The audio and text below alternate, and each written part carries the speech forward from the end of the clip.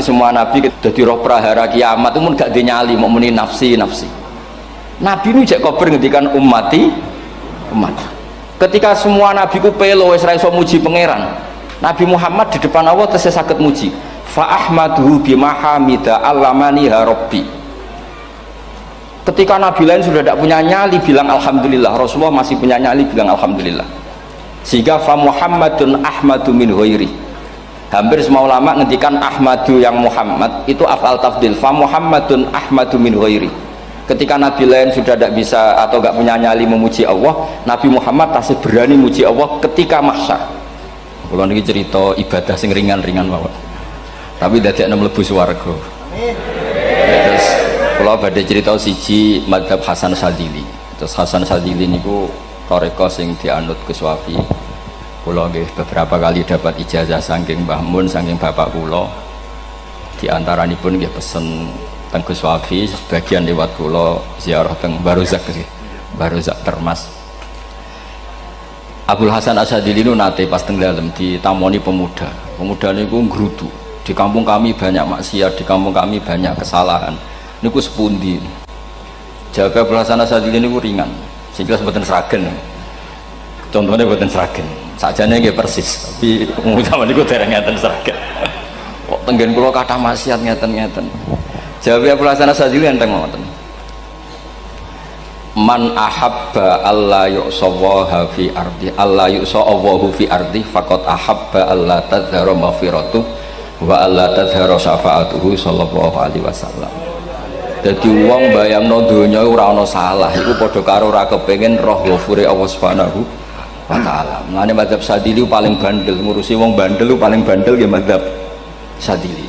Nang kiai Sadzili iku ora umate macam-macam.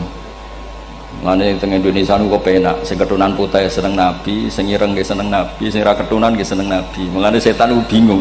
Nyongkone sing seneng Nabi keturunan putih tok, sing seneng keturunan ireng ya seneng Nabi. Sing ra ketunan ya seneng Nabi. Sing lakenan ya seneng Nabi. Jadi kelompok itu kathah sangat. Ini penting kula aturaken mergi mazhab Sadzili niku pancen dados pembanding mazhab Sayyid Abdul Al-Haddad. Madzhab Abdul Hasan Asyadili ini yang paling masyhur diriwayataken dening Shahibul Hikam. Mergi Ibnu Athaillah As-Sakandari muridé Abdul Abbas Al-Mursi, Abdul Abbas Al-Mursi muridé Abdul Hasan sinten Asyadili. Niku mazhab ingkang bener-bener jadi pembanding. Mergi teng bab husnudzon niku beliau itu pakar. Orang itu bisa yarjuwa hawal yaumil akhir. Orang itu bener-bener dibikin nyaman mbek Allah mbek Rasul. Misalnya ngeten, sampean sowan Allah iku kudu arep-arep disangoni. Kena arep disangoni berarti nganggep Allah iku medhit. Mulane tomak niku penting. Tapi mbek pangeran aja mbek wong, tapi mbek pangeran mbek. Dados limangka yarjuwa hawal yaumil akhir. Riyen niku zaman kula alit, niku anggere ana santri lunga iku sangu sak umbalan. Mergo yakin kiai iku nyangoni. Lho diyakini nyangoni ku keren, berarti diyakini lomo. Lho kok yakin mlebu neraka, berarti nganggep Allah gak Rahman Rahim. Lan yakin mlebu napa? Swarga.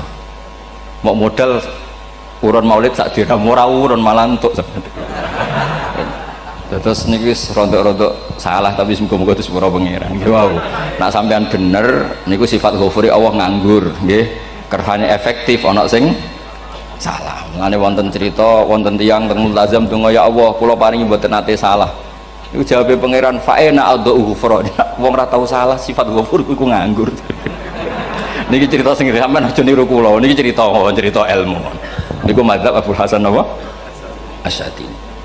Benten mazhab Sayyid Abdul Al-Haddad itu jalure khauf.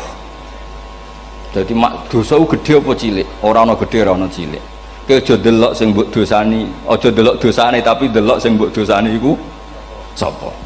Misale Gus Wafi ngutus santri teng mriki, "Cung, tukokno rokok." Rokok itu barang makruh misal. Mestinya kan santri oleh bantah, niki kiai ku piye to barang makruh kok kon nuku. Tapi masalahnya kan arah dituruti ya gelo tenan. Jadi aja delok kongkonane iku penting ra penting, tapi mukhalafah iku sababul fir. Misalnya kados kula niki teng mriki kan wonten botol minuman. Cung pindah rene itu kan barang sepele. Terus sampean takok urgensinya apa ya harus dipindah. Iku santri mangkelno to. Yus dipindah wae pokoke penting nurut. Iku cara pandang Said Abdul Al-Haddad. Ki aja geman bantah pangeran senajan to perintahe sepele. Piye-piye mukhalafah ngono iku jenenge nentang. Nah cara Abdul Hasan Asy'ari nggih boten barang gedhe mbek cilik kudu ana bedane. Wong ana kabair ana saghair. Masa WA janda beda mbek goncekno ya kudu beda. Wong WA tok kok padha mbek napa? Goncekno ya kudu beda, kudu ana saghair, kudu ana napa? Kabair. Tapi cara Said Abdul Haddad mboten ndelok sing mbok maksiati iku sapa. Sehingga khazanah kita niki penuh dengan ilmu. Mulane wonten bab ijtihad. Ijtihad niku ruangannya luas sekali. Ya kula bolak-balik nyontokno. Kula sakniki kan jare wong akeh kiai gedhe. Jare wong akeh kula niku kiai gedhe. Nek diundang manakipan tangga yo bingung. Ora teko sawane kiai gedhe sombong diundang wong cilik ora teko. Teko iku mahjubno kiai sing ora tau pahayu. Wih bingung. Nyatane kula ora teko nggih do matur nuwun Gus. Athok kula mboten lakon. Nah kula teko kan mesti ordere teng kula mboten. Cara sing tok pitik gedhe nggih kula, salam templek gedhe nggih kula. Berhubung kula ora teko ngresgeni tiyang kathah. Saiki misale ten takok, kiai gedhe diundang musala cilik iku kesunatan teko apa makruh teko? Cara ijtihad, cara sampean makruh teko napa kesunat? Kula misale diundang ning Sragen ning musala Penceng. Kula niku sunat teko napa haram teko? Haram ya bener lagi kayak haram ya. Setuju haram. Mergo mahjubno ya haram setuju niku. Itu ijtihad. Ijtihad itu ranahnya itu karena nggak bisa ditebak. Ijtihad itu nggak bisa ditebak. Kalau gak ada cerita kata tentang ijtihad, niki betapa umat Rasulullah umat sing bejo, pilihan-pilihan ijtihadnya dibenarkan. Masyhur tenggene cerita Bani Quraidah. Nabi ngendikan, engkau kue jogeman sholat asar kecuali sampai neng kampung Bani Quraidah. Ternyata kurang 2 kilo atau 3 kilo matahari itu mau terbenam. Sebagian sahabat sholat sebelum sampai Bani Quraidah karena takut sampai Bani Quraidah sudah qadha napa asar. Sebagian tetap sholat di Bani Quraidah meskipun sudah qadha asar. Ketika lapor Nabi semuanya dibenarkan. Semenjak itu ada pintu sing darani pintu napa ijtihad. Mengenai gua bolak-balik cerita wonten kiai nak tangkok cung kowe ngaji mek sapa ngaji kalian tiang niki kiaimu tau nangis mboten lereni ngaji mek kiai ra iso nangis berarti atine atos. Nak Abdul Hasan Asy'ari takok cung kowe ngaji mek kiai sapa kiai fulan tau guyu mboten nate lereni kiai ra iso syukur mbok jani. Kiai ra iso syukur kok mbok jani. Karena itu masalah ijtihad. Nggih masalah napa? Ijtihad. Ijtihad itu polanya enggak jelas. Wonten kiai ora gelem mulang wedok nggih kathah, alasane wedi fitnah. Wong pancen iman pas-pasan mawon nembe wong ayu ya bingung. Tapi nak diwalik, nak kiai ora gelem mulang wong wedok terus sing mulang wong fasik, aliran sesat iku ya repot. Kowe ngerasa paling gak sesat. Ya sudah seperti itu masalah-masalah apa? Ijtihad. Nah, kalau tak cerita saat ini balik cerita tentang Burda. Burda nu nak ngelem Kanjeng Nabi. Niku pancen dielmoni tenan. Kalau niku Burda berjanji tiba niku setengah hafal. Pancen riyen mbah kula buyut-buyut kula niku pesene ken hafal tiba, hafal berjanji, hafal Burda. Nggih mboten ngengken ngapal loh, tapi karena sering baca akhirnya hafal. Kalau beri beberapa contoh, ngelem niku nak mboten dielmoni itu kualitasnya tidak bagus. Tapi kalau dielmoni itu kualitasnya bagus. Kalau beri contoh begini. Saya itu kalau pidato atau khutbah atau ngaji, apalah terserah istilah jenengan atau ceramah. Biasanya kalau seneng istilah ngaji, niku mesti ikuti sing gampang mawon. Wa ala alihi wa sahbi ajmain. Ajmain itu kalimatun fariqah bainana wa bainasyiah. Fa innana nukrimu jami'as sahabah. Ajmain itu kalimatun fariqah, kalimat pembeda. Kita ahli sunnah wal jamaah akramu jami'as sahabah. Ada kelompok sing akramu sahabian wa ahanu sahabian akhir. Sehingga ajmain itu harus kita baca. Itu karena itu kalimatun fariqah, kalimat pembeda. Kata-katanya hanya ajmain. Begitu juga berjanji. Berjanji itu nak ngelem Nabi niku wa ba'du fa'aqul wa Muhammad bin Abdullah bin Abdul Muttalib wasmu Syaibatul Hamdi Humitat Hisaluhus Saniyah. Karena ketika Rasulullah memaklumatkan jadi Nabi itu problemnya itu nasabnya siapa? orang-orang yang di Palestina, di Israel, di Yordan, di Syam kalau dulu itu alamatnya Nabi itu harus turunan Ibrahim. Ibrahim sementara orang Syam menurut pengetahuan orang-orang Yahudi Syam. Maka saya berjanji menunjukkan dulu kalau nasabnya Muhammad tuh ini. Terus sampai warafuhu ilal khalili Ibrahim, terus ila dhabi Ismail nisbatuhu wa muntama. Terus setelah itu terus beliau ngendikan wa adnanu bila raibin inda dzabil ulumin sabiyah ila dhabihi Ismail nisbatuhu wa muntama. Terus ketika berjanji di Karang itu sudah ada faham-faham yang seakan-akan babahnya Nabi itu ada masalah. Terus beliau ngendikan ini Syaibatul Hamdi, Sayyid Abdul Muthalib itu orang yang ketika buka Ka'bah, buka Zam-Zam saurip-uripnya muji pangeran. Terus banyak lagi wasumi'a fi sulbihin Nabiyu sallallahu alaihi wasallam dzakarallaha ta'ala walab. Mbah yang ini bahkan dengar ketika Nabi masih di punggungnya membaca tasbih. Terus sampai fa'azim bihi min ikdin ta'allaqat kawakibud durriyah wa kaifala wa sayyidul akramu sallallahu alaihi wasallam wasitatuhumun tak. Nabi itu orang suci, makanya harus lewat rahim yang suci, harus lewat bapak yang suci, mbah yang suci, sampai ila khalilir rahman Ibrahim alaihis salam. Makanya terus dinagumkan nasabun tahsibul ula bikhulau, terus tarokus sifaha falam yusibhum aruhu min adami wa ila abihi wa ummihi, karena kabeh sonal ismihi, semuanya itu untuk menjaga asmane Nabi Muhammad sallallahu alaihi wasallam. Kemudian Burda membentuk itu dalam bentuk nazuman. Misalnya beliau ngendikan Rasulullah itu mutiara, jadi ketika dakwah berpola ya baik, ketika tidak berpola juga baik. Beliau cara muji Nabi faddurru yazdatu husnan wa huwa muntazimun. Namanya mutiara ketika diuntai pasti sangat indah, tapi terus-terusannya itu walaysa yang kusu qadran ghairu muntazimi, tapi namanya mutiara mbok berserakan pun tetap indah. Jadi unik. Berarti ketika beliau uji Nabi dakwah tertib pernah, sholat tuh harus begini, harus begini, harus begini. Beliau sholatnya tumakninah tertib. Tapi Nabi pernah sholat gak tertib, duhur tuh 2 rakaat. Mana anak kiai rodok lalinan itu ya anak sana tuh, duhur itu 2 rakaat. Tapi barokahnya Nabi duhur 2 rakaat diketahui cara sholat kalau salah itu gimana. Umpama Nabi sholatnya bener terus, itu akan kesulitan kita solusinya ketika ngalamin apa? Kesalahan. Makanya Nabi ngendikan ma kuntu ansa walakin unas sali as-sunnah, aku mestinya ratau lali, tapi didesain lali biar bisa jadi sunnah. Wonten tiyang salate suwi maca surat Baqarah, wonten tiyang badhe njupuk wedhuse lah cara Indonesia. Bareng kesuwen piyambake mufaraqah. Walhasil Mu'ad matur Nabi, ini munafik di tengah-tengah sholat kok mufaraqah. Si penggembala unta ini juga ngeklaim, ya Rasulullah imam kita tidak benar, sholatnya kesuwen. Pikirannya wong ora bela imame, ternyata Nabi gak bela sing ngangon. Afattanun anta ya Mu'ad, wong imame wong seragen surat Baqarah wis pokoknya kulhu. Jadi Islam itu segampang itu, semudah itu, sehingga wonten tiyang nu isane maca kulhu, rakaat lagi kulhu, saniyah nggih kulhu, pokoke kulhu sampai sok makmume ku mangkel. Waduh, si imam iki gak keren, mosok main apa? Kulhu. Dilaporno, ya Rasulullah ini imam yang kau tugaskan di kampung kami niku amen maca kulhu mau. Ditimbali be Nabi, kenapa kamu baca kulhu terus? Li annaha sifatullah, karena itu sifatnya Allah, maka saya senang mengulang-ulang sifatnya. Terus kata Nabi, saya barusan dikasih wahyu Allah bahwa Allah mencintai kamu karena kamu mencintai surat kulhu. Nah ini jasa yang serahkan ingin iku apa? Nanti mau tiba moco idza samsu kuwirat bulet nang tengah. Jajal ampun tak tes sak niki. Kiai paling pinter teng Sragen kan moco idza samsu kuwirat di depan umum. Mungkin nak dhewean roh, tapi nang ngarepe Habib doa ngarepe Gus Wafi meriang nak muntir.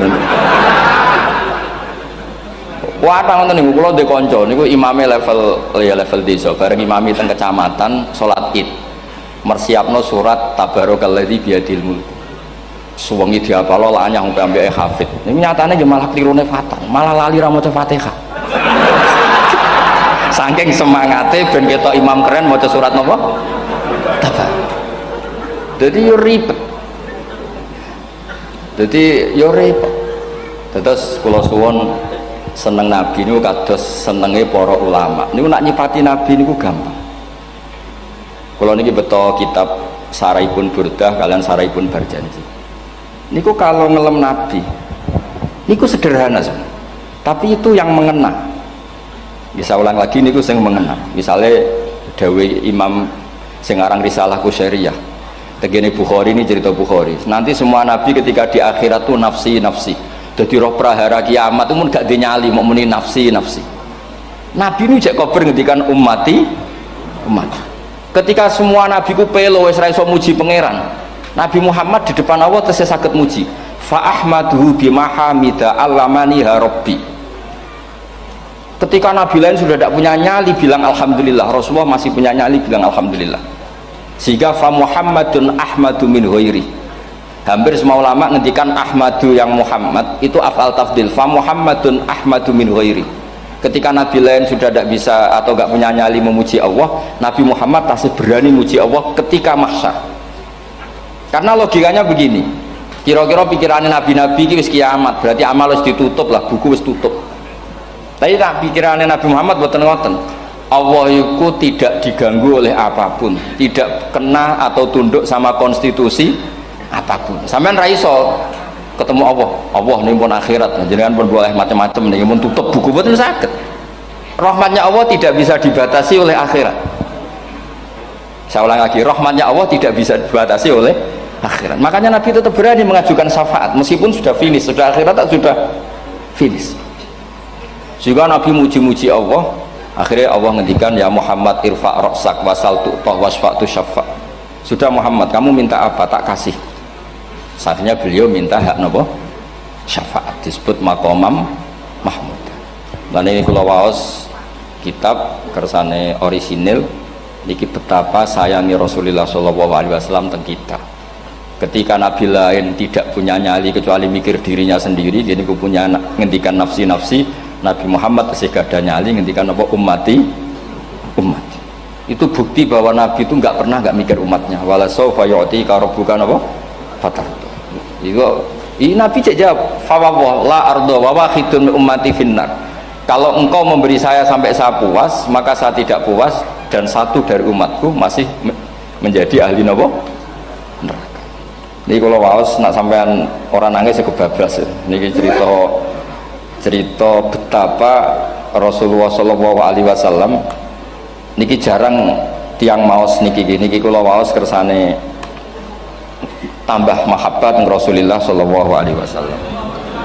Dados niki kalau cerita ketika Rasulullah ketemu pangeran teng Sidratil Muntaha niku diredaksekno burdah nggih diredaksekno burdah fakhusta kulla fakharin ghaira mustarakin. Engkau mendapat kehormatan yang tidak tersaingi.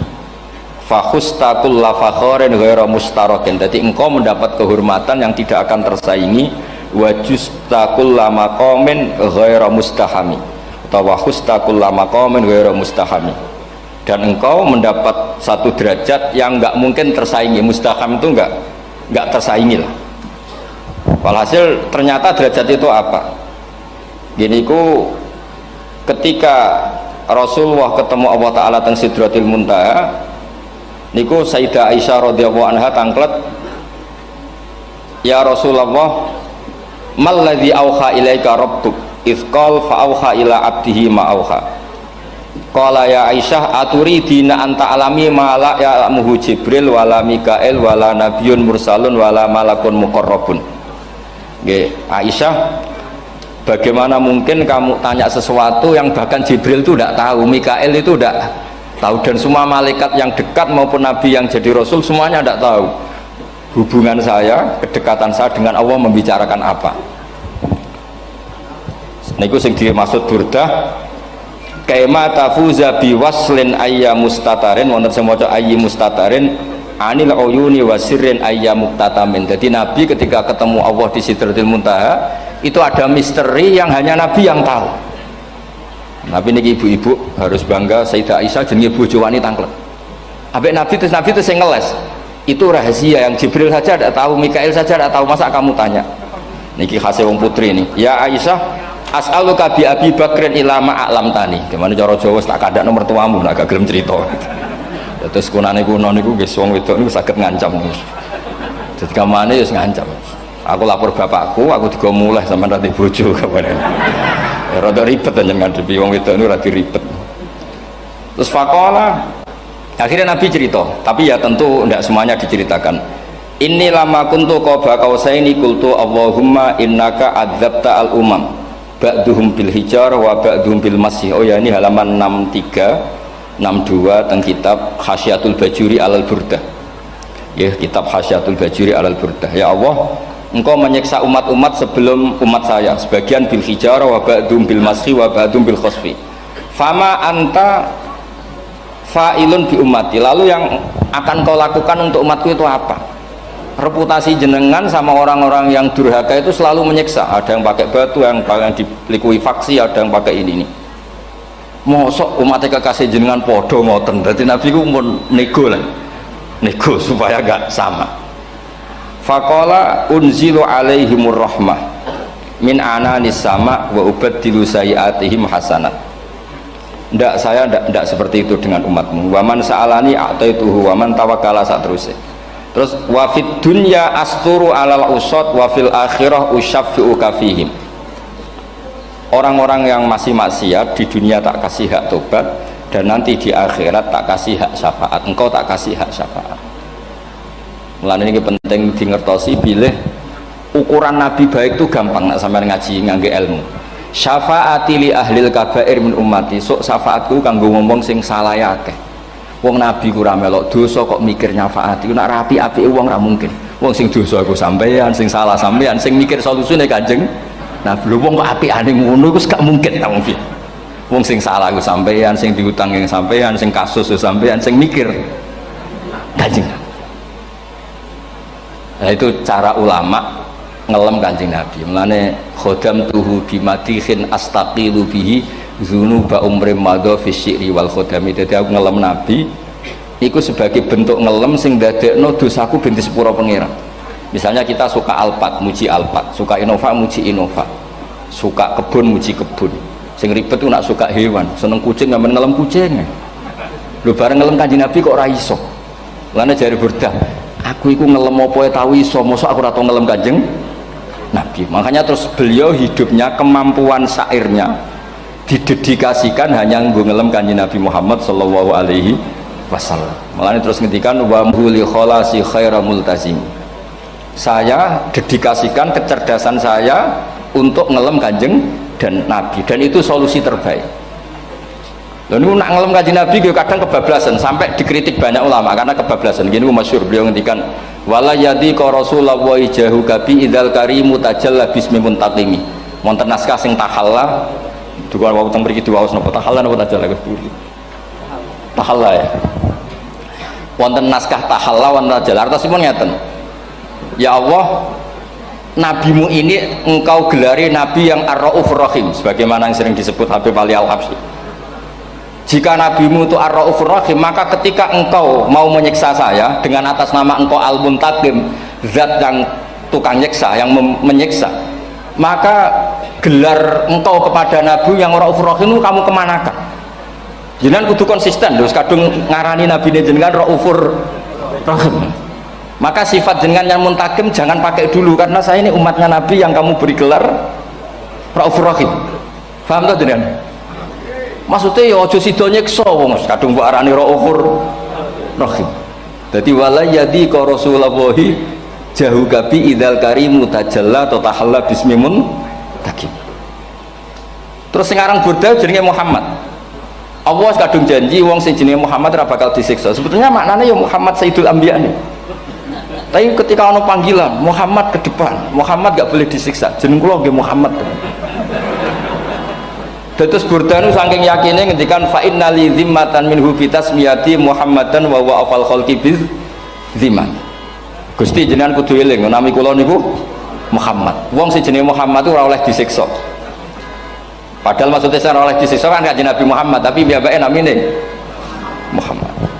Terus ngendikan malih in ati dzamban fama ahdi bimun taqidi minan nabi wala habli bimun sori. Gusti kula pun iman mbek jenengan. Iman itu nilainya tertinggi. Jenenge iman nilai tertinggi, maka iman nggak bisa dibatalkan hanya karena saya salah.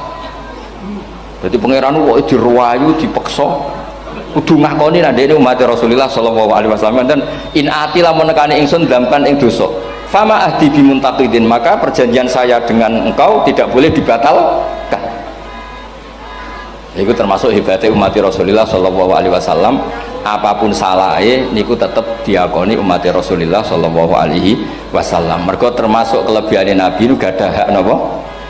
Syafaat. Nggih eling-eling termasuk kelebihan Nabi nu gadah hak napa? Syafaat. Meskipun kita tetap khawatir jenenge dosa ke istighfar, tapi aja dadi putus asa mergo napa in anti dzamban fama ahdi bimuntaqidi minan nabiyyi wala habli bimun sorim. Terus niku cerita-cerita madhe ulama teng Rasulullah sallallahu alaihi wasallam. Mereka milih kata-kata sing wong apik eling terus. Nggih eling terus. Wau kados wau fadurru yasdadu husnan wa huwa muntazimu wa laysa yanqusu qadran ghairu mun. Jadi dulu tuh pernah ada faham-faham sing cara zahiri hadis itu abai nabi itu seperti ini cara zahiri hadis. Tapi ahli sunnah wal jamaah terus di pendapat bapak nabi ku min ahlil jannah. Mergo apa? Wa kaifala wa sayyidul akramu sallallahu alaihi wasallam wasitatul muntaqah. Nabi itu orang suci, pasti lewat rahim-rahim yang suci.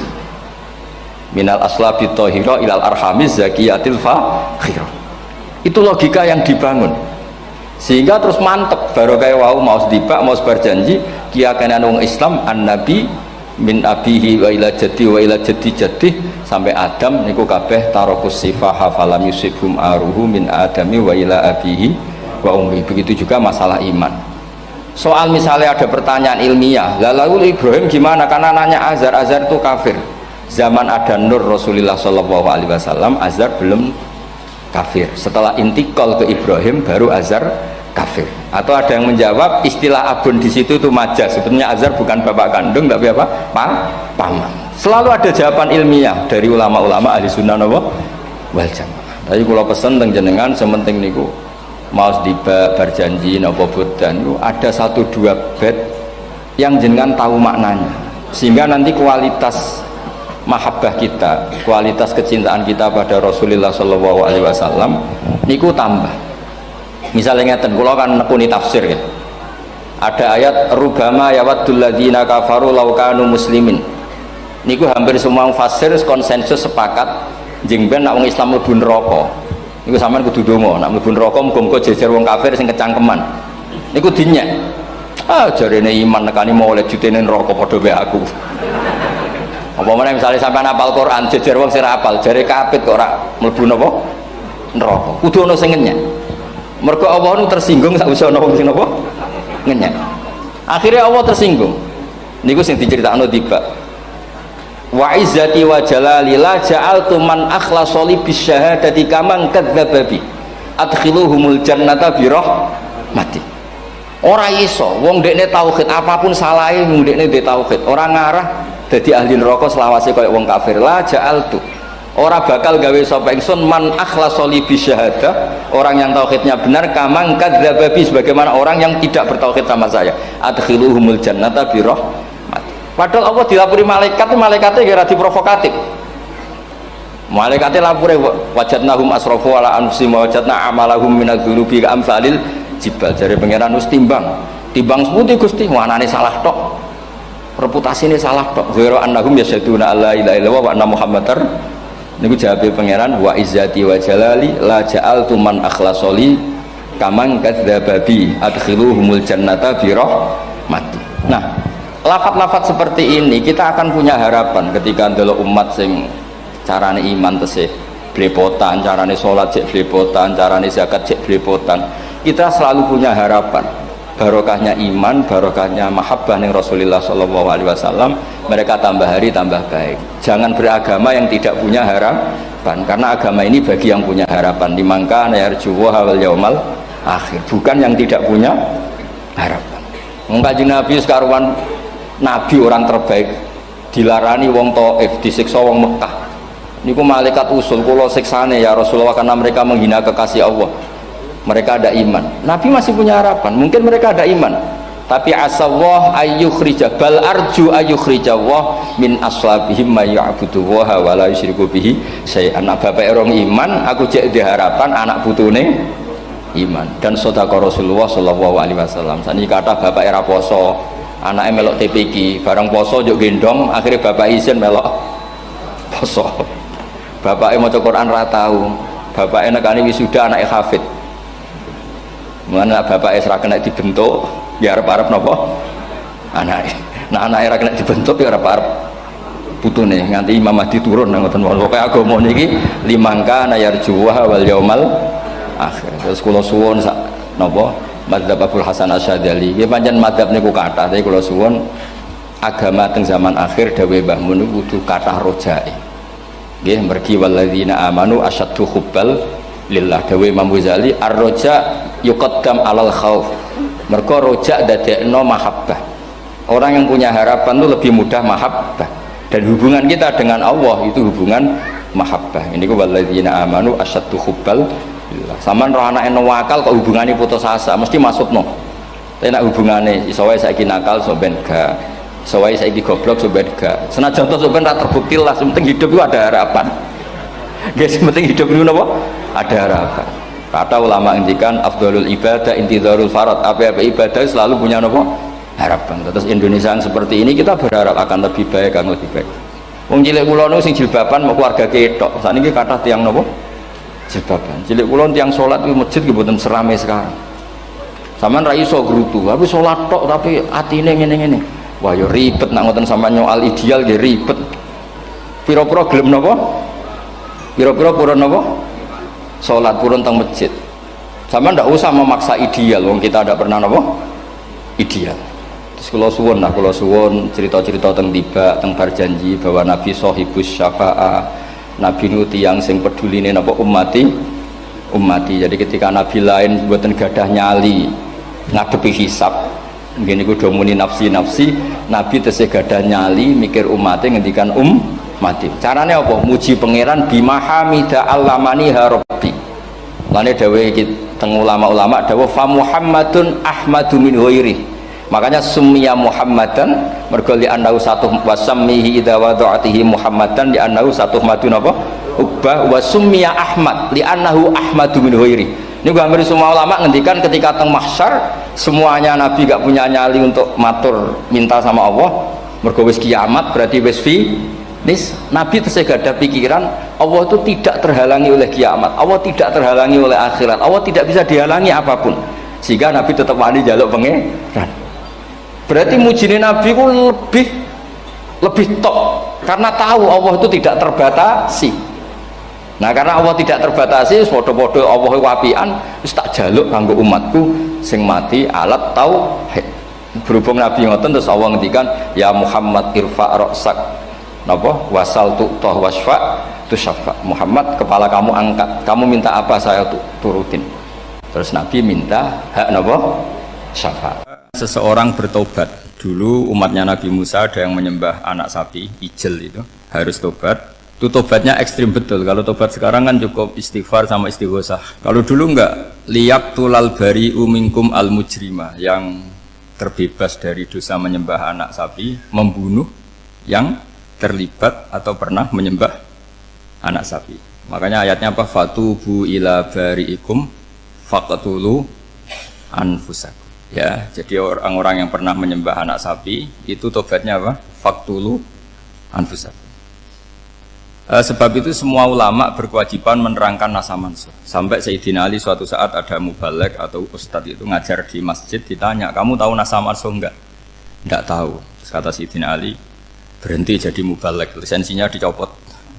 Dicopot, kemudian halakta wa ahlakta, kamu rusak juga merusak. Kenapa demikian? Logikanya begini, semua nabi itu kan panutan. Saya ulang lagi ya, semua nabi itu panutan. Tapi kalau kamu tidak tahu nasaman, so jangan-jangan kamu ikut nabi sebelum kamu, yang nasahnya itu syariatnya sudah apa? Mansukhoh, sudah di nasah. Itu kayak kasus Sunda Wiwitan itu. Itu gak mau punya Nabi Muhammad karena kurang keren, kurang sepuh. Nabinya langsung Nabi Adam. Resikonya adalah beberapa aliran sesat itu, aliran yang kurang benar itu, Zaman Nabi Adam kawinan otomatis sama saudaranya. Lalu masa sekarang kita membolehkan kawin sama apa? Kalau sama Nabi Adam mau tidak mau. Karena yang cowoknya ya bin Adam, putrinya binti Adam. Lalu Allah bikin satu sunnah yang suami istri itu harus beda, yaitu satu kandungan itu melahirkan satu pasang.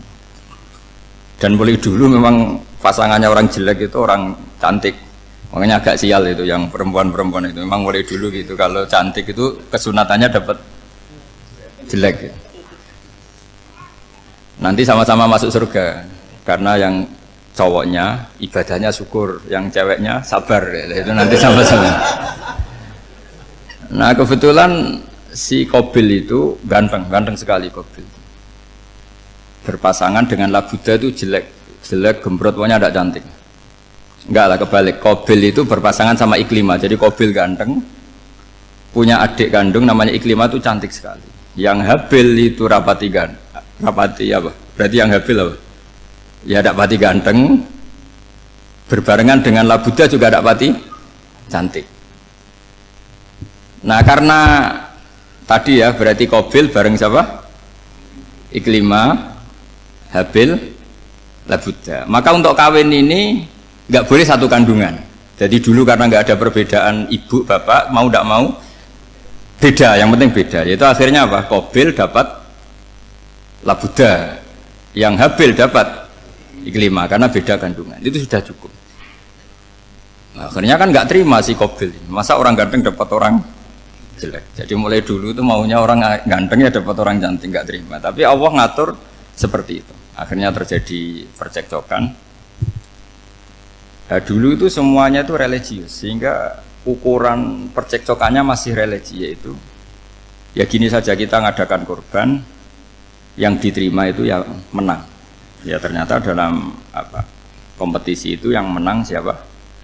Habil. Akhirnya Habil jadi menikahi siapa? Iklim. Kalau sekarang kompetisinya kan siapa paling kaya ya menang, lebih gampang. Nah kemudian bayangkan misalnya, ya saya ini menerangkan asa mansuh. Kita semua sering ngomong, sering berkoar-koar, sering menyarankan atau mewajibkan para nabi itu panutan dalam semua perilakunya. Ternyata ada beberapa perilaku yang sudah dinasakh atau dihapus ketentuannya oleh syariatnya Rasulullah Shallallahu Alaihi Wasallam. Maka mengenali asa mansuh itu keharusan dalam ulumul Quran, ya. Makanya Allah mengatakan apa? Ma nansakh min ayatin aw nunsiha pasti na'ti bi khairim minha aw misliha. Jadi saya nerangkan nasakh mansuh itu dua sesi. Satu sesi antar nabi, dua di internal syariatnya apa?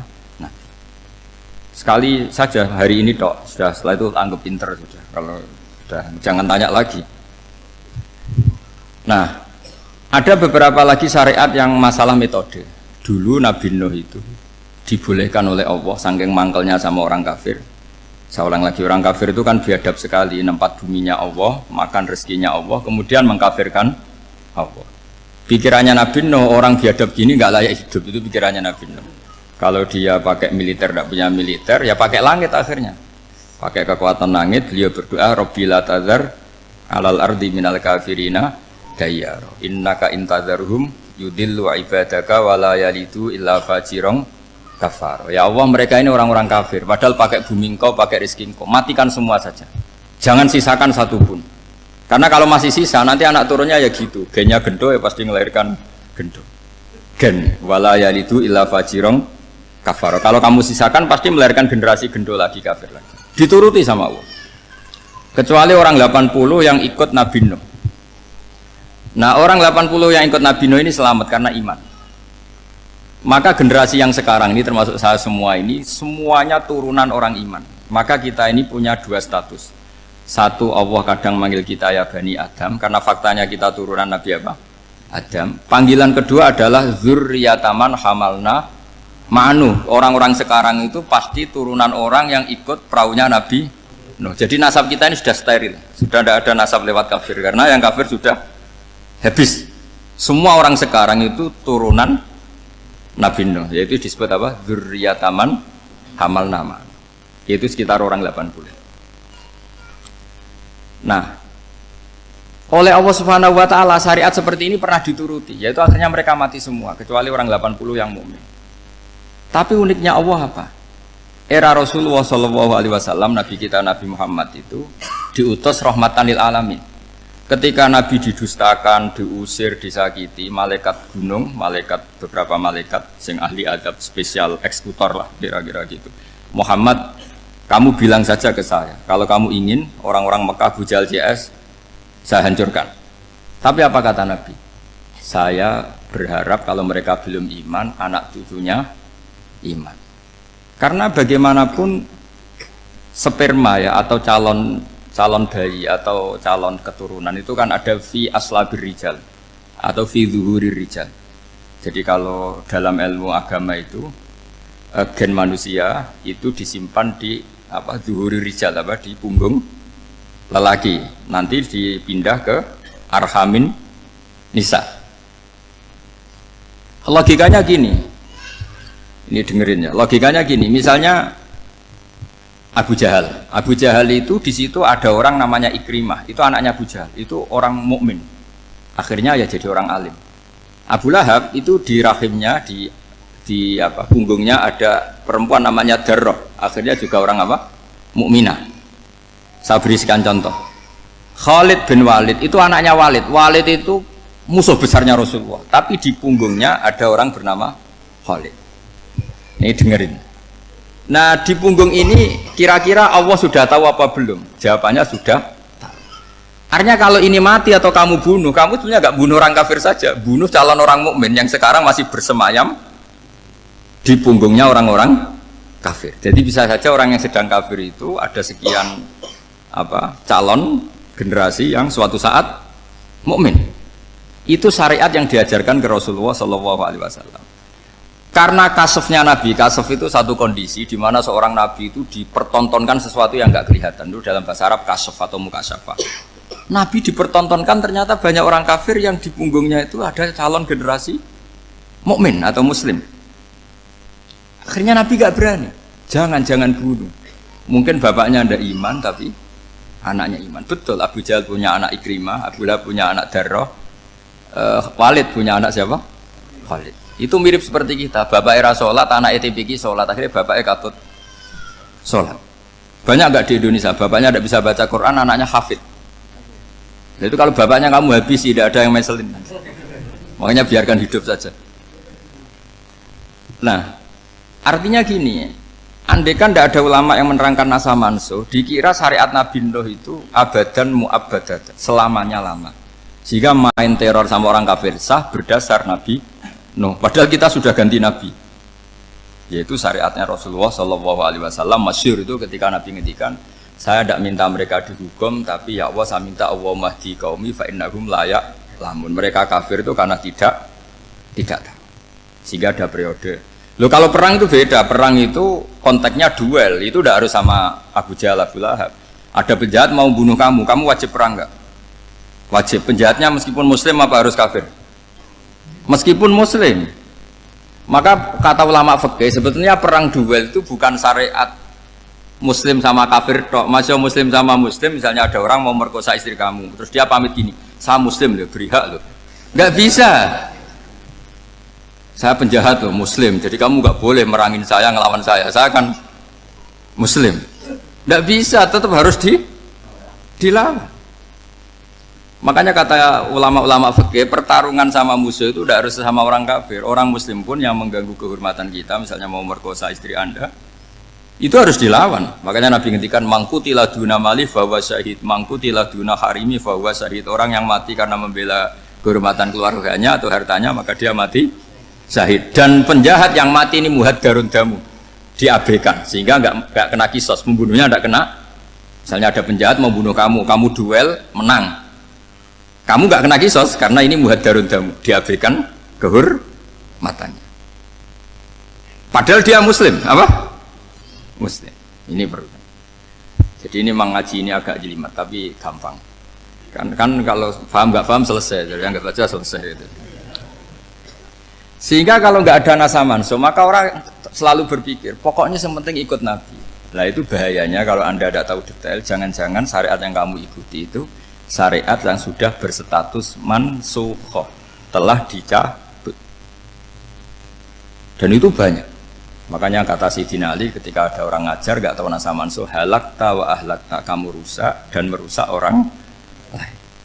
Seperti tadi pernah ada kawin itu satu turunan, yaitu era Nabi Adam. Masa kita sekarang kawin sama satu turunan, kan nggak mungkin. Ya kan, pernah ada membumi hanguskan orang kafir, yaitu syariatnya Nabi Nuh. Itu dihapus oleh syariatnya Nabi Ibrahim dulu. Yaitu Nabi Ibrahim menghentikan apa? Faman tabi'ani fa innahu minni wa man asoni fa innaka ghafurur rahim. Ya, kalau orang ikut saya ya Allah ya pasti golongan saya. Kalau yang masih maksiat, masih balelo, saya berharap engkau ampuni. Akhirnya banyak orang kafir tobat. Coba era Rasulullah itu semua orang kafir Mekah itu kafir. Nabi belum wafat. Itu sudah ada 114.000 mukmin semua. Jadi Nabi menangi mayoritas orang menjadi mukmin dari mayoritas kafir. Yaitu disebut wara'aitan nasa yadkhuluna fi dinillahi afwaja. Andai kan Nabi Muhammad pakai syariatnya Nabi Nuh, bisa enggak mengislamkan orang sebanyak itu? Enggak bisa kan? Maka ini penting mengenali nasah mansuh. Jadi periode cara wong Jawa maksud no tuntas. Robila tadar itu, pasot tuntas itu, menghabisi itu habis di periode Nabi siapa? Nuh. Syariat itu sudah enggak dipakai lagi. Yang dipakai apa? Faman tabi'ani fa innahu minni wa man asoni fa innaka ghafurur rahim. Lah Nabi Muhammad ini nabi yang kena khitab anit tabi' millata Ibrahim hanifah. Jadi masternya Nabi Muhammad itu mentornya Nabi Ibrahim. Sehingga syariatnya ya faman tabi'ani fa innahu minni wa man asoni fa innaka ghafurur rahim. Tidak syariat rabbila tadzar alal ardi minal kafirina daya.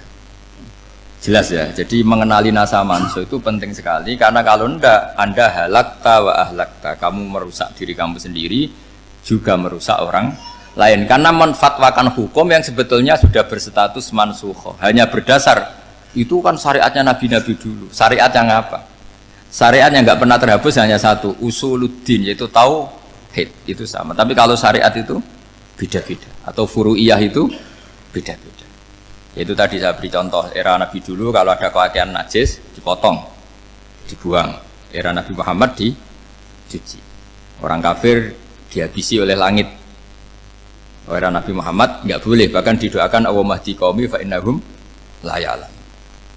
Di Qur'annya apa? Wa in ahadum minal musyrikin astajaraka fa'jirhu hatta yasma'a kalam Allah summa ablihu makmana. Jadi kalau ada orang kafir nggak boleh main dihabisin, mereka beri peluang untuk mengkaji kitab Allah hatta yasma'a kalam Allah. Kalau mereka sudah berpeluang ngaji harus summa ablihu makmana, harus dijamin keamanan. Ya, karena apa? Dzalika bi annahum qaumul la ya'lamun. Bagaimanapun mereka memang karena tidak tahu. Nah, kenapa tidak tahu? Enggak. Karena tadi mereka tertutup oleh kultur yang beratus-ratus tahun. Mbah-mbahnya mereka menyembah batu, menyembah berhala. Ya tahunya itu ya Tuhan. Bagaimana Anda bisa menjelaskan sesuatu yang sudah beratus-ratus tahun kan tidak gampang. Maka ada periode dimaklumi, apa? Kalau era sampean kan, mosok waktu disembah saking gobloknya orang, kamu lahir kan sudah nyembah Allah, tidak nyembah batu. Bayangkan kalau kamu jadi mereka. Wong perut kamu saja disuruh makan pizza sakit kok, karena saking lamanya makan sambal kan gitu. Kamu bilang perempuan Indonesia saja cantik kok, saking lamanya jadi orang Indonesia. Padahal orang Indonesia tanyakan orang Eropa, cantiknya di mana? Kamu lahir di Afrika, bilang orang Afrika itu cantik, tanyakan orang Eropa, cantiknya di mana? Hitam gitu kok. Jadi orang itu pasti terkooptasi oleh sekelilingnya. Orang Afrika akan bilang wanita Afrika itu cantik. Coba tanyakan orang Eropa, cantik apa enggak? Belas. Orang Eropa yang kulitnya gitu kata orang Eropa indah, kata sampean. Koyok anaknya kebo katanya boleh jadi. Jadi orang itu akan terkooptasi oleh sekelilingnya. Bayangkan kalau semua orang nyembah berhala terus kamu ndak, alasan kamu apa? Kan menentang mayoritas. Dan itu berat. Maka dimaklumi oleh Allah, dzalika bi annahum qaumul la ya'lamun fi manah panyeruarah. Nah, pemakluman ini yang mulai sekarang terkikis. Orang main pukul saja enggak mau ngaji. Enggak mau ngaji Quran secara kafah. Jadi fatwanya Islam kafah tapi ngajinya Quran enggak kafah. Ngambil 1-2 potongan ayat dipakai dalil. Jadi Islamnya inginnya kafah tapi ngajinya Quran enggak Kalau kafah ya hafal 30 juz itu. Kalau mau kafah ya hafal berapa? 30 juz. Makanya saya sering dinasihati orang karena belum tahu saya ini hafal Quran. Bapak harusnya Islam itu kafah. Kata saya ya dimulai dari konsep Islam itu kafah dulu, apa ya hafal Quran secara kafah. Jadi ini penting saya utarakan. Bahaya sekali orang mengenali Islam tanpa mengenali nasah mansukh. Karena beberapa syariat Nabi sebelum kita itu berstatus mansukh. Terus contoh berikutnya, ini nasah mansukh antar Nabi apa khusus internal Nabi? Antar Nabi aja agak selesai nih sampai subuh aja agak selesai. Contoh yang paling keren mungkin cowok semua senang. Nabi Dawud dulu istrinya berapa? 99. Nah itu kalau masih halal itu kan berarti jenengan tuh punya istri berapa? Wah itu kan ngeri betul. Punya satu aja repotnya gitu apalagi berapa? Punya 99. Terus kamu bilang gini, ini kan syariatnya Nabi Dawud, Nabi kan bisa diikuti. Pernah ada periode di mana seperti itu boleh. Jadi makanya mau tidak mau mengenali nasah mansukh itu harus. Kalau enggak ya kamu masih berkeyakinan boleh beristri berapa? Nah ini penting saya utarakan. Makanya Sayyidina Ali itu kalau ngetes calon mubalek, kira-kira kalau Kemenak dulu inginnya apa? Sertifikasi apa? Mubalek. Itu tanyanya gitu. Ta'rifun an-nassa wal mansukh, kamu apa tahu nasah mansukh? La.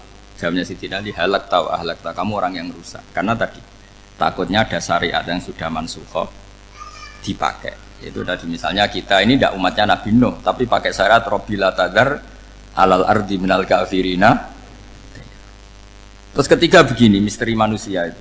Dan ini kita tidak pernah tahu sampai kiamat, tapi ini ilmu harus kita diskusikan. Misalnya saya ini namanya Bahauddin. Saya sekarang hidup sampai 2019 sekarang. Kan hanya Allah yang tahu berapa turunan saya sampai kiamat dan statusnya kayak apa. Donald Trump juga gitu. Donald Trump itu sekarang kafir, tapi kita tidak pernah tahu nanti turunan keberapa ada yang Muslim. Lah turunan yang calon Muslim ini diletakkan di mana kita tidak tahu. Yang jelas kalau kamu bunuh itu katut itu. Artinya gini, logika membiarkan orang kafir itu ya ada logikanya. Nah, logika membunuh karena mereka mau membunuh kita ya ada logika fikihnya, karena kalau kita ada membunuh dibunuh. Makanya semuanya hukum ini terus bergantung al-hukmu yaduru ma'ilatihi wujudan wa'adam. Di sini terus dipertemukan. Makanya semua nabi itu kalau yang namanya membunuh pasti pas perang saja, karena ini kondisi yang memang pilihannya hanya dua, kalau nggak dibunuh ya membunuh. Ada duel lah. Maka ini butuh kajian fikih dan orang nggak boleh subjektif dalam hal ini. Saya ulang lagi, tidak boleh subjektif karena tadi orang yang kamu katakan sekarang misalnya Zaid, kamu itu bodoh sekali. Kenapa bodoh? Nggak hafal Quran, nggak pernah kuliah, nggak pernah ngaji. Ternyata Zaid ini bersemayam calon anak yang alim alama hafal Quran, namanya Umar, tapi masih jadi sperma. Suatu saat Zaid itu punya anak alim alama, kan banyak orang tidak bisa baca Quran punya anak hafid, banyak nggak di Indonesia? Banyak nggak petani yang punya anak dekan? Petani punya anak dekan, yang dekan punya anak naik kelas saja susahnya bukan main. Banyak kan? Nah ketika dibalik nanti ada dekan punya anak goblok, yang petani punya anak dekan, pinter mana? Kita tidak pernah tahu. Makanya ini kan ya sudah, kalau nggak pernah tahu ya bilang saja wallahu alam, kan selesai. Daripada keminter keliru kan ada wallahu alam.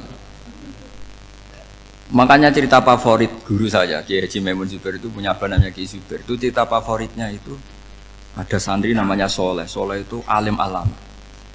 Orang Madura itu cara berpikir kan kalau kiai saja alim seperti itu, apalagi bapaknya. Pas bapaknya main ke pondok, santrinya ada ribuan. Bapaknya main ke pondok itu sholat itu ya nggak bener, nggak sesuai sunnah Rasul lah kira-kira gitu. Sudah sholat itu nggak bener, apa nggak bener. Masih ditakwil sama santri Madura karena orang Madura itu kultus.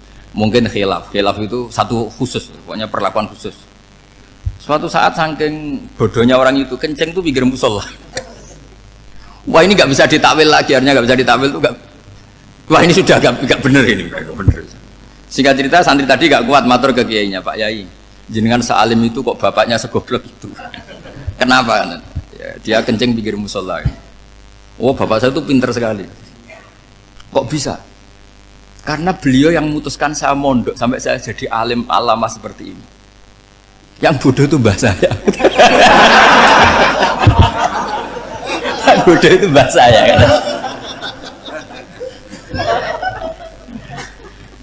Artinya gini, sekarang misalnya Anda dekan, atau Anda rektor, atau Anda profesor, atau Anda kiai top, mubalek kondang. Anda mubalek kondang terus punya anak, gobloknya bukan main. Atau apalagi anaknya ketangkep KPK. Yang satu anaknya orang bodoh jadi dekan. Kalau kompetisi ini pinter mana coba? Ada ahli metodologi, tapi anaknya itu terlibat narkoba. Yang ini petani utun, anaknya dekan. Kira-kira kalau dikompetisikan pinter mana? Anaknya pinter petani tadi gitu. Yang ketika petani kamu vonis bodoh gitu. Tapi siapa tahu kalau ini menyimpan calon, paham ya? Kita tidak pernah tahu. Makanya Quran selalu ngajari dalam ilmu sosial itu wa in adri la'allahu fitnatul lakum wa mata'un ila. Dalam ilmu sosial itu kita harus jawab tidak tahu. Karena mobil. Makanya saya tadi pagi ngaji di direktorat, saya bilang, saya pernah diprotes orang, Gus kamu udah jelas 01 atau 02. Ya saya jawab gitu, manusia itu makhluk yang paling gak jelas gitu. Sekarang soleh suatu saat bisa saja gak soleh, yang sedang gak soleh suatu saat soleh. Sesuatu yang mungkin rubah kok kamu fanatik itu gimana, nalarnya itu gimana. Coba kita tahu dulu, Wahsy itu pembunuh Hamzah, akhirnya mati mukmin ya gak. Padahal orang yang sangat dibenci Rasulullah karena membunuh Sayyid siapa? Hamzah.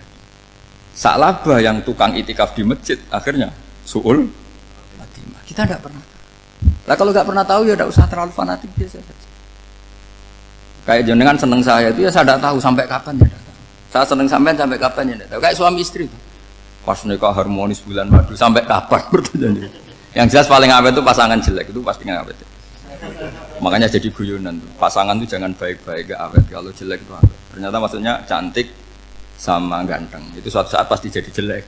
Yang jelek sama jelek pasti jelek terus. Makanya jadi guyon aja. Kalau pasangan jelek itu awet katanya, tapi kalau pasangan baik ternyata baik wajahnya itu pasti gak awet. Suatu saat pasti jelek. Tapi yang jelek awet. Karena mulai dulu ya jelek sampai gitu. Awet jeleknya maksudnya bukan. Ya jelas ya, jadi saya mohon sekali ini ilmu. Sampai ndak urusan, ini bukan urusan cocok ndak cocok, tapi ilmu. Ilmu harus kita dengar bahwa syariatnya para nabi itu yang sifatnya furu'iyah, tidak usuliyah, tidak tauhid itu potensi rubah. Sehingga mengkaji nasab manusia itu satu keharusan seorang ulama. Makanya setiap ada syariat nabi, hal hadis syariah mu'abbadah amla, mansukhah amla. Karena potensi itu tinggi. Kita tahu dulu semua nabi sholat menghadap apa? Baitul Maqdis. Era Rasulullah dipindah ke Ka'bah. Tapi kalau kamu katakan total Baitul Maqdis ya tidak juga. Nabi Ibrahim mulai dulu madhabnya ke Ka'bah. Tapi kalau Nabi Musa ke Baitul Maqdis. Terus kamu bilang ini 01, 02 ya memang syariat jadi sesuatu yang furu'iyah. Nah, kenapa ini furu'iyah? Jawabannya sederhana. Ketika seseorang menghadap Ka'bah itu menghadap batu apa menghadap Allah? Allah. Ketika menghadap Baitul Maqdis hakikatnya menghadap Allah apa menghadap Baitul Maqdis? Allah. Maka menghadap Ka'bah itu sebenarnya masalah furu'iyah. Yang masalah usuliyah adalah inni wajjahtu wajhiya lilladzi fataras samawati wal ardh. Yang permanen adalah menghadap Allah Subhanahu wa taala. Cuma secara prosedur syariatnya secara zahir menghadap Ka'bah. Maka potensi rubah karena ternyata itu furu'iyah, untuk kiblatnya itu furu'iyah. Yang permanen adalah menghadap ke Allah Subhanahu wa taala. Ini penting ya. Jadi terus sekarang masih antar nabi apa di internal nabi? Ini sudah mau selesai waktunya, sudah habis ini. Internal. Ini sudah selesai, ini sudah pas ini. Mohon Pak Andi. Oh. Jam ini sudah. Sampai mana tadi? Diteruskan apa enggak? Sudah ya, sudah kayaknya sudah. Biar kelihatan cerdas terus. Sekali pertemuan sudah pinter gitu. Berapa? Setengah jam sudah pinter. Yang internal nabi apa antar nabi? Internal ya, sudah sekarang ke internal. Kalau internal lebih banyak lagi contohnya. Yang masyhur tentu masalah Baitul Maqdis. Dulu Rasulullah pernah sholat menghadap Baitul Maqdis 16 bulan. Berapa? 16 bulan, kila 17. Pokoknya khilafnya hanya 16 dan 17. Kalau ada bilang 10 bulan berarti gak pernah ngaji. Khilafnya karena khilafnya itu hanya 17 sama 16. Akhirnya sama Allah diminta disuruh menghadap ke Ka'bah. Saya ulang lagi, itu tetap masalah antar nabi sebetulnya. Begini. Makom itu kalau dalam bahasa Arab bukan kuburan. Kalau di Indonesia kan makomnya Sunan Bonang itu kan kuburan. Kalau makom dalam bahasa Arab itu sesuatu yang pernah dipakai singgah, itu namanya apa? Makom. Lalu Rasulullah itu pertama di Medina itu madhep Baitul Maqdis itu 16 bulan. Orang Yahudi senangnya bukan main. Sampai mereka bilang gini, Muhammad tuh gaya-gaya nantok punya agama baru, tapi kiblatnya ikut kita. Baguslah anak itu katanya, masih tahu diri katanya. Bagus katanya itu masih tahu diri. Jadi senangnya bukan main orang Yahudi. Karena kiblatnya Muhammad sama dengan mereka. Ya tentu mereka jangkar Muhammad, bukan Sayyidina Muhammad atau Rasul Muhammad, karena mereka masih gak iman. Nabi itu ya agak tersiksa karena beliau secara gen turunan Nabi Ibrahim dan kiblatnya Ibrahim itu Ka'bah. Agak tersiksa tapi sami'na wa ata'na tetap madhab ke Baitul Maqdis berapa? 16 bulan. Suatu saat Nabi Muhammad itu disuruh madhep Ka'bah. Ini dengerin. Akhirnya madhep ke Ka'bah.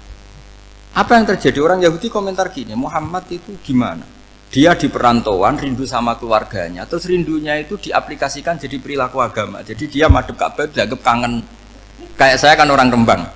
Rembang itu apanya Jogja? Timurnya apa? Nggak, Jakarta itu mana Jakarta itu? Barat sana ya. Ibaratnya saya orang Jakarta, terus merantau di Jogja. Dulu kiblatnya itu menghadap ke timur. Terus ketika madhep ke barat kata sampean, wah itu padune kangen apa? Keluarga. Juga kurang ajar orang Yahudi. Jadi orang Yahudi itu memang paling pinter bully. Makanya kalau sampean tukang bully itu ya agak-agak ya enggak. Saya enggak ngomong agak ya, pokoknya agak-agak ya. Pinter bully orang Yahudi. Makanya enggak ada orang debat sepinter orang Yahudi. Yang bisa ngalahkan hanya Tuhan itu. Orang Yahudi yang bisa ngalahkan hanya Tuhan. Sayyidina Ali tak orang paling terkenal cerdas. Itu kalau sama orang Yahudi itu pusing. Karena ya apa logikanya itu? Saya beri sekian contoh. Ada orang Yahudi tanya gini, Muhammad kalau kambing mati itu yang bunuh siapa? Ya Allah, mati langsung itu. Agama kamu itu aneh, Mak. Yang langsung sentuhan Allah haram, tapi yang lewat tangan-tangan jahil manusia malah halal. Harusnya itu yang halal kan orisinal, langsung Allah yang bunuh. Jadi utaknya itu aneh, dari cara berpikir itu aneh.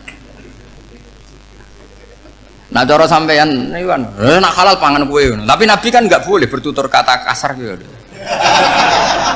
Kalau yang jadi Nabi saya untalan ngono kan gitu. Tapi Nabi kan nggak boleh kasar. Jadi Nabi itu problem karena nggak boleh apa? Kasar. Kalau kita kan gampang, ya nak halal untalan kan selesai apa? Tapi Nabi nggak boleh kasar gitu. Jadi nak jadi nggak Nabi ya sampean itu kan enak. Mau keliru ya pantas, mau apa saja pantas. Karena kan nggak panutan. Kalau Nabi nggak bisa meluruskan kebenaran itu harus tetap sesuai akhlak. Ya jadi agak kerepotan. Makanya punya Umar alhamdulillah ada yang nggak perlu aturan itu. Jadi enak. Jadi ya itu memang aturannya harus itu. Coba Nabi itu perang tapi nggak boleh bunuh. Kayak apa susahnya? Beliau jadi sasaran tembak tapi nggak boleh bunuh. Kalau sahabat kan enak, duel, relax, santai, bisa tarung. Kalau Nabi nggak boleh. Makanya Nabi meskipun ikut perang terus gak ada sejarah orang yang dibunuh. Ya hanya satu peristiwa itu pun dibaca orang kafir, ditangkis Nabi, pedangnya kembali ke dia mati. Tapi gak ada yang Nabi. Karena Nabi kalau pembunuh nanti itu terus kayak pendekar kan susah juga punya Nabi kok. Habis perang misalnya Nabi tanya, Muhammad habis orang berapa? 1000. Ya repot juga punya Nabi mantan apa? Pembunuh meskipun yang dibunuh orang kafir, tapi kan kayak apa ya? Fitrah manusia itu akan menolak kepemimpinan orang yang gitulah pokoknya nggak bisa diterangkan itu. Makanya Nabi itu nggak pernah bunuh meskipun kayak apa musuhnya tapi nggak pernah bunuh. Untungnya di sekeliling orang-orang yang tadi. Jangan bilang tuh suka bunuh ya, pokoknya perang gitu ya. Perang dengan bunuh itu beda loh. Ya. Kalau perang itu fair apa? Fair. Sampai mana tadi? Nabi Ibrahim ya. Makom tadi saya ulang lagi. Nabi Muhammad menghadap ke Baitul Maqdis itu hanya Allah nuruti. Ini loh Nabi betul. Tahu betul bahwa di antara syariat adalah Baitul Maqdis karena semua Nabi pernah berkiblat Baitul Maqdis. Tapi Nabi ketika menghadap ke Ka'bah, Nabi juga dibilangin sama Allah, ini loh syariat yang benar, karena Ka'bah juga kiblat sing aktaku, lebih tua ketimbang Baitul Maqdis. Maka disebut Ka'bah Atiqah. Ilal Baitil Atiq. Kalau Quran bahasakan Ka'bah apa? Wal yatawafu bil Baitil Atiq. Atiq itu tua sekali. Ya sudah. Ketika berstatus tua itu orang Yahudi seneng, mergo roh kelirune Muhammad. Mereka nantang, Muhammad ayo debat terbuka. Nabi rawuh. Bagaimana Anda bilang Ka'bah itu kiblat tertua?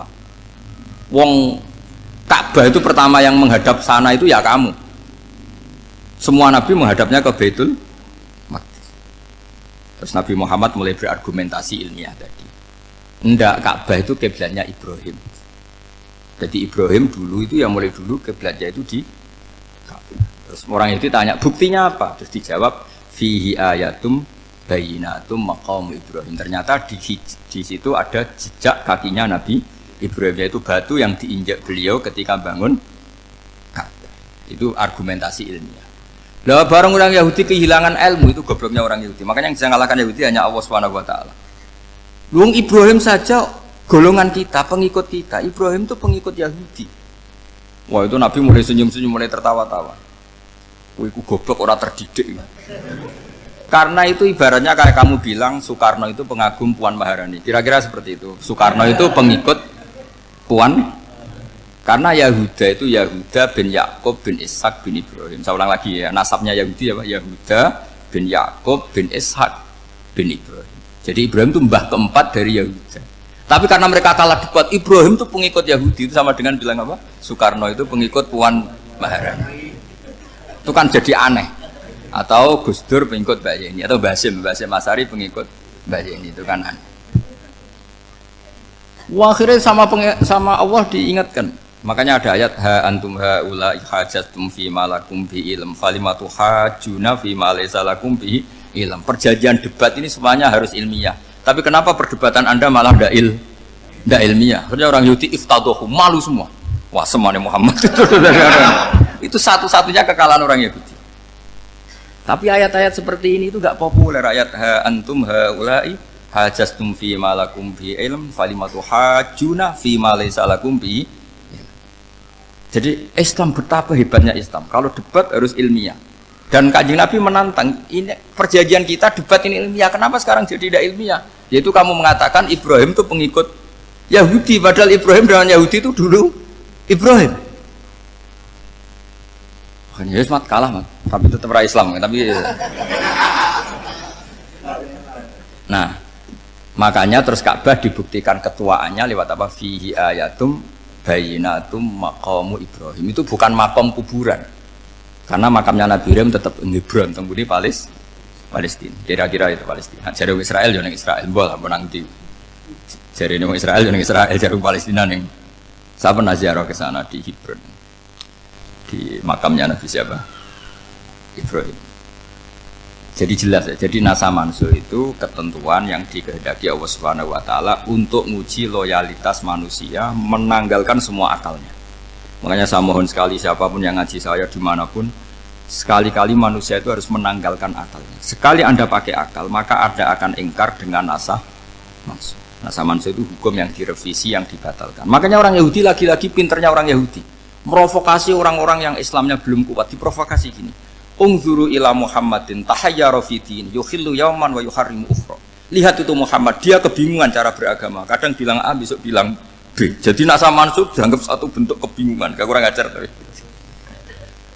Wah, akhirnya sebagian orang yang murtad. Makanya nasa mansub itu satu peristiwa yang menjadikan banyak orang murtad. Karena diprovokasi orang Yahudi bahwa itu bentuk kebingungan Muhammad. Akhirnya terus saya qulu sufa minan nasi ma wallahum angqiblatimul lati kanu aliyah. Nah, kelirunya orang Yahudi adalah ternyata nasah mansuh yang dipilih Rasulullah itu semuanya ada di Taurat dan Injil. Termasuk di Taurat dan Injil disifati dan Nabi yusolli ilal kiblatin, bahwa Nabi ini akan bersolat dengan dua kiblat. Makanya tetap ditantang. Qul fa'tu bitaurati fatluha in kuntum shadiqin. Kalau kamu tidak percaya bahwa saya ini orisinil, ayo bareng-bareng mengkaji Taurat. Tapi mereka tidak siap mengkaji Taurat. Karena Taurat semuanya mendukung Rasulullah Muhammad SAW. Fatluha in kuntum shadiqin. Makanya ini penting sekali ngaji. Jadi perdebatan itu macam-macam. Dan itu pinternya orang Yahudi. Ungzuru ila Muhammadin tahayyara fi dini Yukhillu yauman wa yuharrimu ukhra. Ini penting sekali. Makanya nasa mansu itu uji loyalitas. Itu Imam Malik kalau mencontohkan ke Imam Syafi'i. Saya berisikan contoh fikih. Ini saya melanggar waktu ini. Ini sudah berapa? Saya yang tidak mengesahkan diri saya. Ya misalnya ini ya, ini kertas saya bawa ya, ini kertas saya bawa. Terus ini tak kasih uang misalnya, uang 100.000. Atau kalau contoh Imam Syafi'i dulu dididik Imam Malik begini. Ya Syafi'i, kalau kamu punya 2 budak, 2 pembantu, kalau dulu kan masih ada budak, 2 pembantu lah kira-kira. Seneng mana, yang cerdas sama yang goblok? Seneng yang cerdas. Kalau yang nurut sama yang bantahan, seneng yang nurut. Lah yang nurut itu yang goblok. Makanya tinggal dibalik saja. Kamu tak beda ya. Seneng mana punya istri yang cerdas apa yang goblok? Coba jawab. Atau ibu-ibu mbak-mbak ini, seneng mana punya suami yang cerdas atau yang goblok? Kalau cerdas gak bisa diakali. Tapi goblok nurut tapi ya kadang di sini-sini kan di sini. Nah, itu kan antar manusia. Masalahnya kita menghadapi Allah Subhanahu wa taala yang semua kita pasti bodoh. Kita menghadapi Allah Subhanahu wa taala yang semuanya kita pasti bodoh. Allah jelas ngendikan wa kanal insanu dzaluman jahula. Manusia itu banyak dolimnya. Dolim itu sifat mubalaghah. Kalau orang dolim sekali dolim, kalau sering zalum, kalau jahil biasa jahil, kalau banget jahili jahul. Bahasa Arab kan gitu memang. Ghafir, pengampun biasa. Kalau ghafur selalu mengampuni. Syakir, makanya sifatnya Allah Ta'ala ikut wazan fa'ul semua. Ghafur, syakur. Atau diikutkan wazan fa'al. Kalau goblok biasa jahil, goblok banget jahal kan gitu. Kafir biasa kafir, kalau kafir banget kafar. Ya, jadi wazan balagha itu bisa fa'al, bisa fa'ul ya. Kafirin, kafar atau kafur. Paham ya? Malah ngaji nahwu. Ya, tapi ini memang perangkatnya ya. Ini kan perang mau tidak mau. Makanya misalnya Allah tidak suka kulla kafarin banget kafir ya, Pak. Paham ya? Kulla khawanin banget khianate. Kalau khain khianat biasa, kalau khawan sering khianat. Lah manusia itu kata Allah apa? Zaluman. Wis banget dolime, banget bodoh. Itu kalau yang ngarang hikam mencontohkan tuh gini, manusia itu pas bener saja salah, apalagi pas salah. Jadi manusia itu kata Imam yang ngarang hikam itu, man itu kanat mahasinhu masawiyah, fakih fala takunu masawihi masawiyah. Ketika baik saja buruk, apalagi ketika buruk. Coba kalau ada orang dermawan sama teman-temannya, tanyakan istrinya, duit dihambur-hambur, disekno konco ngalono bojo. Mesti gitu. Teman yang sering silaturahim ke teman-temannya, kata temannya baik, senang silaturahim, tanyakan istrinya, oh meninggali wong gitu. Jadi manusia pas baik saja ada buruknya, apalagi pas buruk. Makanya dulu bapak saya ngajarin saya istiqomah ya apik ya, tapi kadang-kadang nak keterusan itu ora istiqomah ngangkangi orang dia tidak punya kesempatan. Misalnya ada imam masjid ngimami terus sampai tua sampai mau mati, itu istiqomah apa tidak memberi peluang yang lain? Tidak jawab aja. Jadi itu manusia, jadi pas baik saja buruk, apalagi pas buruk. Kayak saya gini di sini ngajar baik, tapi saya ada sopannya harus di atas. Padahal banyak orang sepuh, ada Pak On, ada beberapa yang kan terpaksa nggak sopan. Tapi aman yang nyuruh, berarti aman yang dosa. Kemarin saya minta di bawah supaya ganjaran saya utuh, ini gara-gara begini ganjaran saya ini agak terkredit apa terdebat itu karena itu. Saya teruskan. Jadi manusia itu punya sisi itu karena manusia itu dzalum dan apa jahul. Wa kanal insanu dzaluman. Problemnya ini ngadepi Allah yang selalu pinter, yang kita selalu bodoh. Misalnya gini, kamu ditanya Allah. Ini contohnya Imam Malik. Ikla hadi sokhroh fa inna tahtaha dhahaban. Coba bongkahan batu itu kamu angkat, di bawahnya ada emas. Lalu budak yang pinter berlogika, oh disuruh buka itu karena ada emas toh. Berlogika. Kalau budak yang goblok enggak, ya disuruh ya diangkat saja. Ada emas apa enggak karena perintah ya diangkat. Yang satu nurut karena perintah, yang satu nurut karena ada emas, ada sesuatu. Logikanya suatu saat Tuhan tuh hanya bilang gini tok, ikhla hadis sokhroh, batu itu angkat. Yang nurut yang goblok permanen tadi kan langsung ngangkat. Yang pinter, ini ada apa lagi Gusti kok harus diangkat? Ya nggak ada apa-apa, nyuruh saja kata Allah gitu. Wah, tidak bisa, sesuatu harus ada alasannya. Itu kira-kira mangkel loh, Pak? Oh, mangkel. Nah, logikanya manusia seperti itu. Makanya dua murid pinter, di rakyat pinter, presiden ya susah mesti demo. Goblok ya susah di sini uang. Ini kan nggak ada pilihan. Memang manusia itu nggak ada pilihan. Nah, sekarang masalahnya gini di fikih ini, saya kembali lagi ke fikih. Pertanyaannya secara fikih begini, misalnya iddah. Iddah itu seorang perempuan ditinggal mati suaminya atau ditinggal atau cerai. Itu kan ada namanya apa? Iddah. Iddah itu memastikan apa tujuannya? Memastikan rahim itu steril dari mani atau sperma zaut awal. Supaya nanti kalau dinikah orang lain tidak terjadi ikhtilatul nasab. Oke, berarti iddah kita beri argumentasi secara ilmiah li baro'ati rohmi. Jadi misalnya Zaid menceraikan istrinya Sri dalam keadaan masih bisa haid. Iddahnya 3 kali masa suci. Wal mutallaqatu yatarabbasna bi anfusina salah satu guru. Lalu karena secara teori medis kalau haid berarti bukti tidak hamil. Apalagi kalau haidnya terulang-ulang sampai 3 kali pasti tidak hamil. Sehingga kalau nanti dinikahi orang lain pasti kalau ada anak ya anaknya zaud sani atau zaud kedua. Berarti alasan iddah li baro'atir rohmi. Oke, kita sok pinter, sok bijak. Pertanyaannya adalah sekarang sudah baru 1 bulan suaminya di Malaysia, nggak pernah ngumpuli. Dicek di medis juga berbukti tidak hamil. Apakah boleh tanpa iddah? Semua ulama mengatakan tidak boleh. Tapi ini kan rahimnya jelas bersih. Ya karena iddah itu nuruti perintah pangeran. Pokoknya tetap iddah. 3 kali masa suci. 3 kali masa suci atau masa haid. Itu ada perdebatan ulama. Tapi kan ini terbukti bersih, Gus. Meskipun terbukti bersih, kata Allah harus iddah 3 bulan atau berapa? Kira-kira 3 bulan, 4 bulan ya tetap harus iddah. Kowe milih mana? Sok pinter. Gusti, berhubung ini. Pangeran mbok terangno gitu. Berhubung. Jadi Tuhan apa mbok wari? Berhubung Gusti ini jelas steril dari sperma zaut awal, enggak usah iddah Gusti. Sama aja kamu disuruh majikan kamu ikhla hadis sakhra. Berhubung enggak ada apa-apa, enggak usah ya. Kira-kira mangkel ndak budak yang seperti itu? Mangkel. Maka dibutuhkan kebodohan dalam beragama. Betul itu memang. Makanya Nabi itu unik, pernah bilang itu gini, aksaru ahlil jannah al-bulu, aki-aki penduduk swarga itu al-bulu, wong goblok-goblok. Maksudnya goblok yang jenis ini, bukan goblok betulan maksudnya. Maksudnya goblok jenis ini itu ya tetap pinter, tapi pinternya dibuang, pura-pura goblok demi sami'na. Jadi saya misalnya kok pinter dan goblok tadi sekaligus. Pinter dan goblok. Ya bah, ikhla hadis sokhra fa inna tahta hadapan. Tak angkat karena saya tahu di bawah ada emas. Tapi di hati saya sajane ya mergo perintah. Suatu saat kalau disuruh Allah ikhla hadis sokhra, perintah ya tak angkat. Ya sudah. Jadi ya pinter ya goblok. Saya tahu namanya perintahnya Allah pasti ada hikmahnya. Hikmahnya itu adalah li baro'atir rohmi. Tapi hikmahnya jadi kawula adalah nurut perintah Allah, cek tahu alasannya maupun tidak. Lah di sini ada illatul hukmi untuk membangun kecerdasan, tapi ada loyalitas untuk membangun ubudi. Ya, bahwa kita ini kawula roh tetap loyal. Makanya tadi pagi saya cerita Sayyidina Umar. Sayyidina Umar kayak apa cerdasnya? Tapi tetap ubudi ya. Yaitu Rasulullah SAW sering dibully orang kafir. Muhammad tuh gaya-gaya nantok.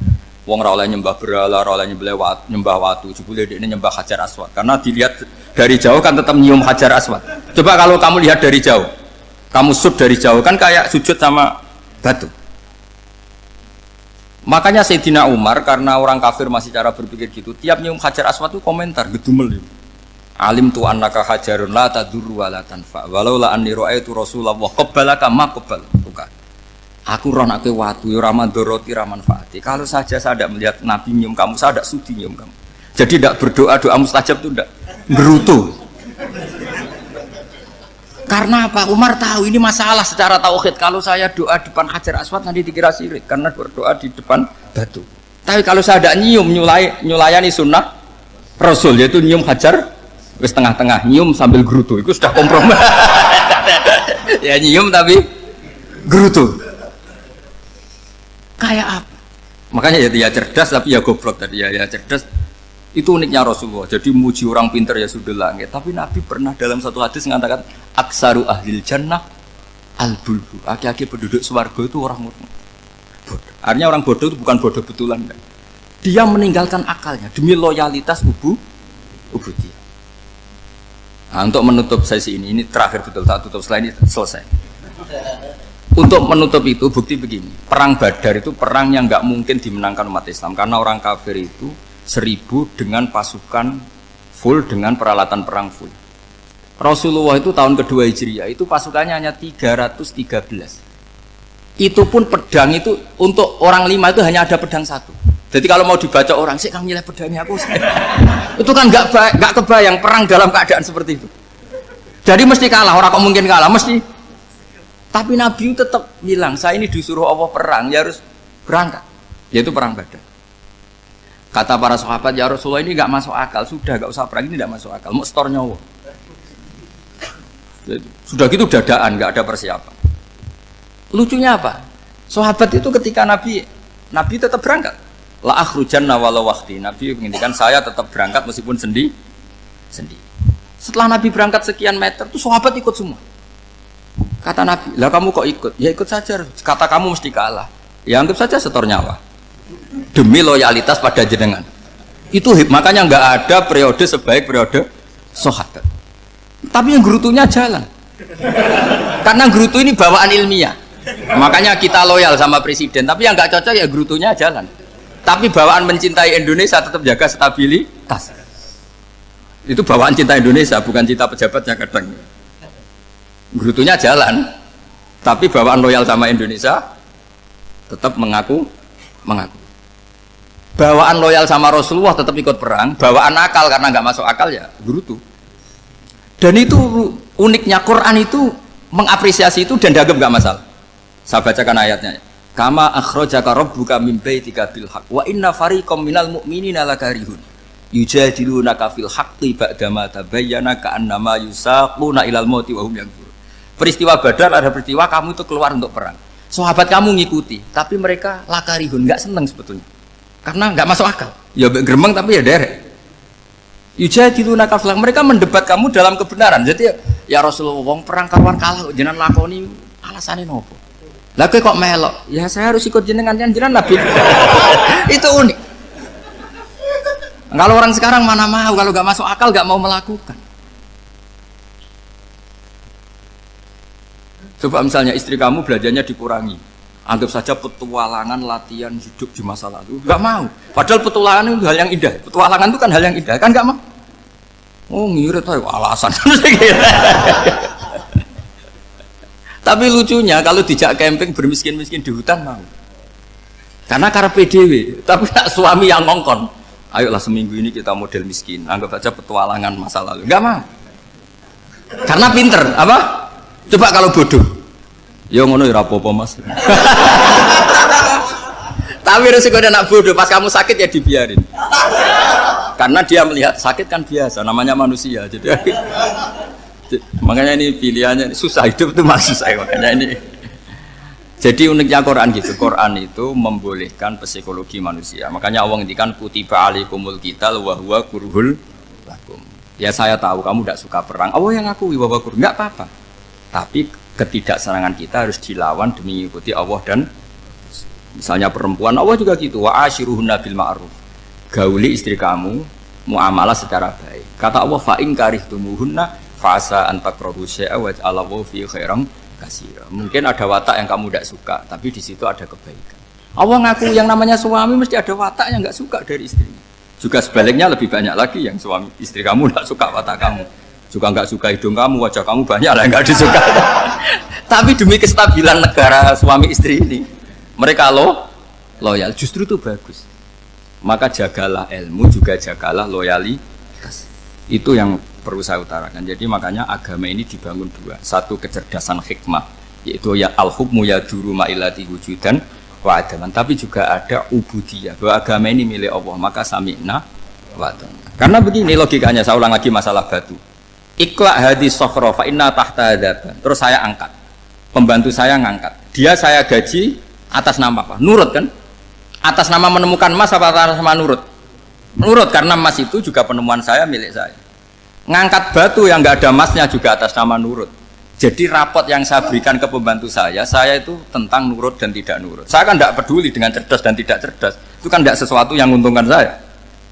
Nah Allah juga gitu, kecerdasan kamu, pinter kamu itu tidak menguntungkan Allah Subhanahu wa Ta'ala, karena Allah itu tidak butuh pinter kamu, cerdas kamu.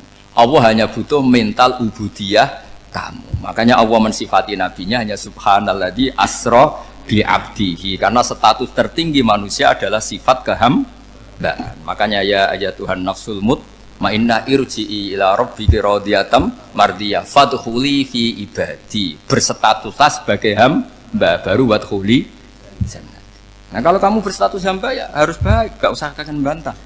Coba kalau kamu rasional, ya Allah kenapa bikin surga nanti-nanti? Engkau kan bikin sekarang, ngapain repot-repot nanti? Jadi kacau semua agama.